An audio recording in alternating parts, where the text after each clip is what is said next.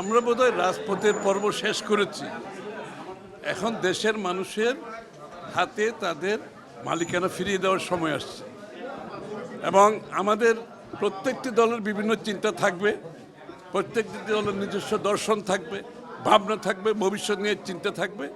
এটার একমাত্র পথ হচ্ছে জনগণের কাছে গিয়ে আগামী নির্বাচনে ম্যান্ডেট নিয়ে আপনারা যে যা চান সেটা করতে পারবেন। আমাদেরকে তো জনগণের কাছে যেতে হবে, ম্যান্ডেট নিতে হবে, সবাইকে নিতে হবে।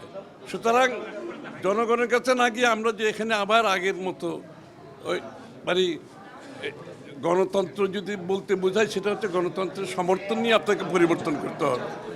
জনগণের সমর্থন ব্যতীত প্রত্যেকটি দলে তো চাহিদা থাকতেই পারে, সেটার একমাত্র পথ হচ্ছে নির্বাচনে গিয়ে জনগণের ম্যান্ডেট নিয়ে পরিবর্তন করা যেতে পারে।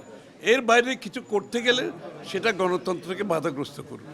বাংলাদেশের মানুষের বহুদিন পরে মালিকানা ফিরে পাওয়ার যে প্রত্যাশা, ভোটের মাধ্যমে একটা নির্বাচিত সরকার সংসদ গঠন করবে, যেই সরকার সংসদ জনগণের দায়বদ্ধ থাকবে, সেটা যত বিলম্বিত হবে দেশ তত বেশি বিপদগ্রস্ত হবে।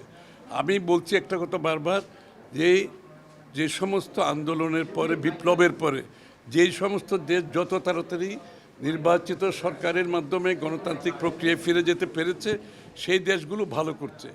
আর যারা বিভক্তির মাধ্যমে বিলম্বিত করেছে, সেই দেশগুলোতে আপনি দেখবেন সিভিল ওয়ার চলছে, সেখানে সমাজে বিভক্তি চলছে এবং অর্থনৈতিকভাবে পঙ্গু হয়ে গেছে। গণতন্ত্র তো দূরের কথা, একটা কি বলে ফেইল্ড স্টেটে পরিণত হয়েছে।